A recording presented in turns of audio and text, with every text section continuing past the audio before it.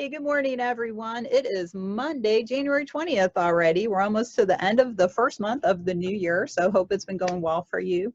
Today is also in the United States, Martin Luther King Jr.'s holiday that we celebrate. So some offices are closed today, like the federal government is closed today, and some other businesses will close in honor of this leader of the United States civil rights movement.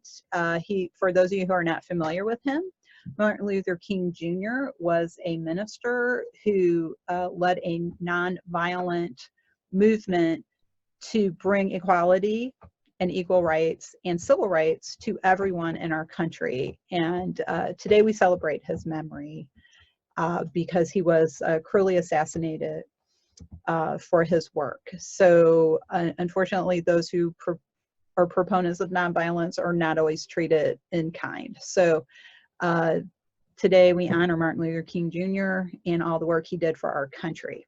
So today, before we move into our topic of communicating with boards, I'd like to throw it over to my friend and colleague, Agnes Coleman, so she can say hello and share her thoughts on this important day.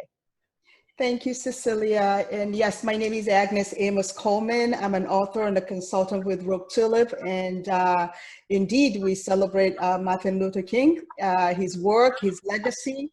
And I believe that our country and our world actually can benefit from his nonviolence and really striving for a better ideas and vision for our world and really moving forward. So as Americans, we're thankful for his legacy, and we continue to wish his family well, those who are still with us.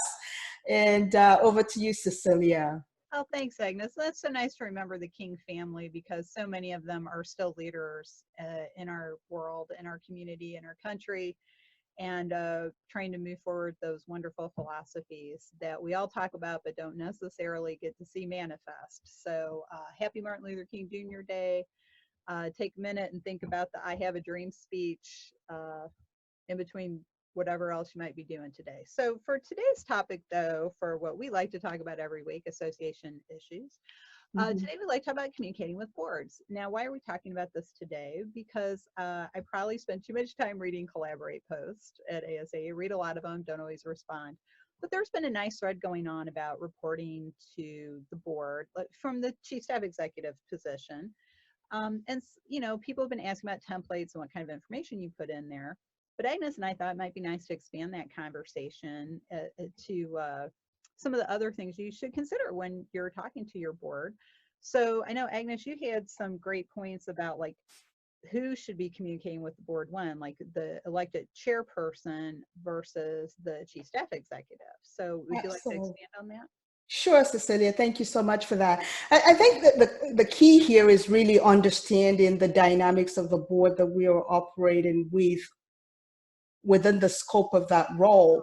And I think also one of the areas that I think would really give a lot of clarity would be clarifying the role between the CEO and the chair of the board, because mainly the communication will fall between those two individual directors and then to the rest of the board. And what we don't want is confusion of roles, and confusion, as you know, does lead to chaos. Yeah. And for us to, no, we wouldn't want that within our board roles, but we can definitely work towards keeping that clarity. Who does what, who leads the communication, and what part of the communication does the CEO lead, and what part of the communication does the chair of the board would lead. And I believe that the 501c community will definitely benefit from that clarity.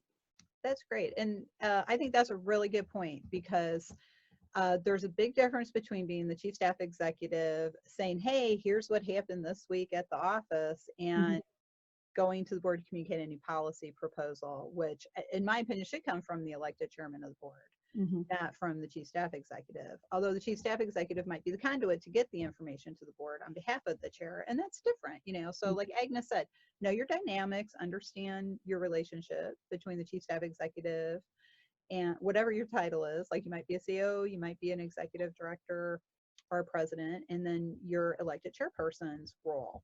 And who's going to communicate what. So other things, so I know when I was a CEO briefly, I say briefly because I was CEO for about 18 months. I used to do a weekly update for the board. And originally it was just kind of newsy, like here's what's happening, here's the programs we're working on, things like that. And then I eventually broke it down so that every report I sent to the board was outlined using our strategic goals that the board Mhm. had established in the new strategic plan. So that's one template you can use, like build your CEO/executive director report to the board around your strategic goals. So did you have some template ideas as well, Agnes, or just I think I kind of like to just, and everything you shared, it's accurate, and I think that's definitely a way we need to communicate with our board. But we really need to put it on the three umbrellas, and the three umbrellas with clarity, balanced, and informative. As long as those information have under those three umbrellas, I think that that would really serve our board and our staff very, very well. The clarity, the balance, and the information, because that's really the key. And then of course the rest of the on how they receive the information.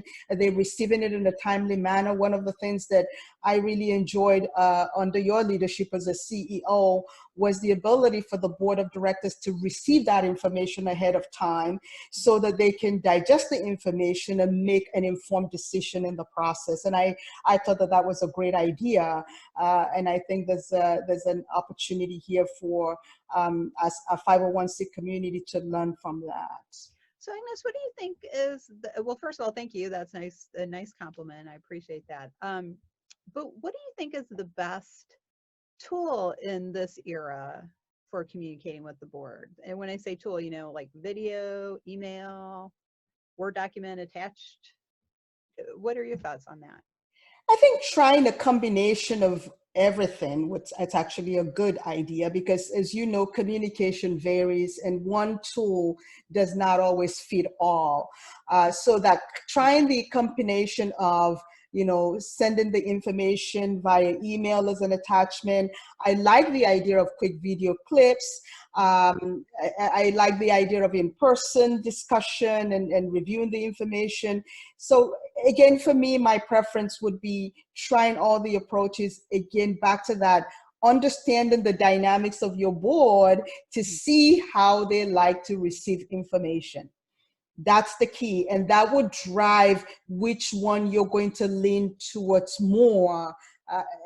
Because if you don't understand the dynamics, I think it'd be safer to try all the approaches. And once you understand the dynamics, you can lean towards the one that they prefer. And that's a great point. And as usual, you get me thinking, which is not always a good thing. Haha. But you just made me think about personalizing the board members' experience. We talk a lot about personalizing the individual member experience. Excuse me, I have a critic in the background. Hey, Pazzy. I don't know what he's barking at. I don't know. Maybe he disagrees with us. That could be. But we always talk about personalizing the individual member experience, but not necessarily the individual board members experience. So building what you just said about how does your board member like to be communicated with, some of them might like podcasts, some of them might like to read things, some of them might like to watch things, like maybe they want to watch your video. You do like a 2 to 5 minute update every week and they can just listen to it. The nice thing about video is you can turn it on in the background and still just listen to it if there's no slides or props or anything like that. So I don't know, maybe that's an opportunity, Agnes, for people to personalize their board experience on top of everything else. I think it's a great idea. Again, it goes back to that, understanding the dynamics. And I think that if CEOs go out of their way to understand the dynamics of their board, they will have a much more better working relationship. Communication has a way of binding us together rather than tearing us apart. So if we take time to want to work with our board, I think they too will take time to want to work with us as well. And I think that's a really good point, kind of relates to the conversation we were having before we started today's episode. But yes, communicate. I agree with that. Communication brings us together, especially if we are, really speaking the same language, which is why, like, as a consultant and Agnes as a consultant, like when we were working with a new client, we asked them what their language is. Like, what words do you like to use? Which words don't you like to use? you know, again, when I had my CO job, I asked, how do we pronounce certain words? Do we really say that? You know, like long-term care administrators say sniff for skilled nursing facility, which is a place you go if you need like a lot of extra help. Maybe you just had a surgery or something. Or maybe it's like a nursing home. Sometimes skilled nursing facilities are also like nursing homes, what you might call a nursing home. But, you know, they said sniff and they kept saying sniff. And I'm like, do we really say that? Do we say sniff? We don't say SNF or skilled. No, we say sniff. So it's always good to ask, you know, what words do you like? What language do you use? And compare it to other stuff that people know about. Absolutely. You know, it's, that reminded me, actually, I was working with a client once, and I had a client call with them, and I wasn't sure how to pronounce the last name. So I went to Google and I called Google and I said, how do you pronounce this last name? And Google gave me an idea of, you know, a recorded message that, okay, this is how you pronounce it.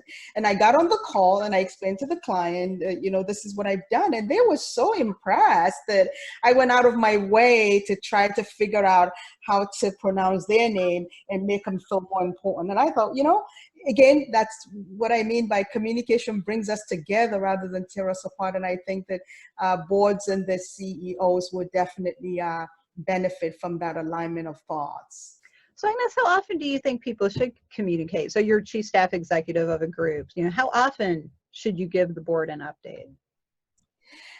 The quarterly update, it's a good idea, but I think before the quarterly update, I think that a CEO should at least have some kind of an email or video communication with their board on a kind of a monthly basis. This is what's going on in our association. This is the update. This is where we are. But then, of course, you have the, you know, the all quarterly update where everybody gets together. But I think a monthly dialogue with your board, it's sufficient and will suffice. So you mean like a board meeting, like a board conference call? A board conference call will be quarterly, and the monthly update would be more, it wouldn't be a call, it would just be a monthly email, just updating the board on where the association is and with different areas of the products and services that they offer. No, I agree with you on that. You know, and to clarify that, because I think, you know, our boards do so much for our organizations anyway, you know, kind of a lot of time. Maybe they're paying time locally too, if you have chapters or just lots of networking. So, you know, once a month, conference calls. I know some groups do that though. I have interviewed at organizations where they say, oh, we meet in person once a month. And I'm like, okay, you know, that's commitment, but you don't want to overtax your volunteers. Absolutely. And I'm always very cautious about that. So we have a few minutes left. We have about 4 minutes left. So we've kind of talked about like how often you should talk to your board. And of course, it all depends. It's like I like to say that's the consultant response. It depends. It does depend on your group and how they do things and what profession they're in or industry they represent. But I think we've kind of, you know, come up with some good ideas, like, you know, how often to do it. Maybe once a week, a short one, once a month, maybe a longer one, quarterly telephone calls. I'm all for that. I think that's a great idea. But also when you're doing that, I think you need to be very focused.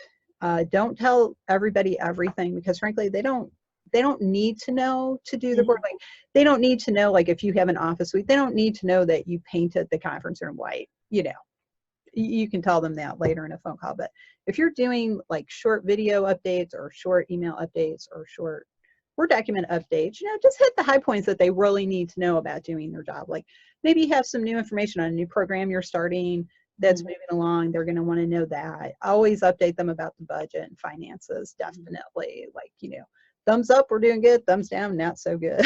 You know, we need to sell more sponsorships or something. But those kind of things. So Agnes, what else do you think should be like the high points of board communication? I think you've pretty much summed it up very nicely. You need to, of course, have a header that would summarize the products and services that your association provides: membership, conferences, training, advocacy, governance, whatever elements of your business areas. But just remember that to ensure that the communication is effective, it needs to come under those three umbrellas of clarity, balance, and informative. If you can put it under that umbrella, I think that your board will be more effective. You as a CEO will be effective in delivering the communication, and the board will be able to walk away with valued information that they need for the governance role. And I think that is a great summary. Clarity, balance, information. So as usual, Agnes sums it up very well, and thank you for that. That's great. So remember that, guys, CBI, clarity, balance, information, straight from Agnes. So Agnes, any other closing thoughts before we sign off for this week?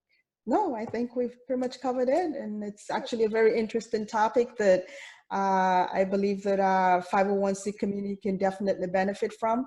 It's an evolving topic. We're always looking at ways to communicate with our stakeholders, and our board of directors and volunteers are definitely a key part of that. And I'm sure we'll be back with more topics and communication in the future. Yes, we're planning a couple more series, folks. We have at least 2 in the pipeline and a 3rd one boiling. So I guess I'm mixing my metaphors, aren't I?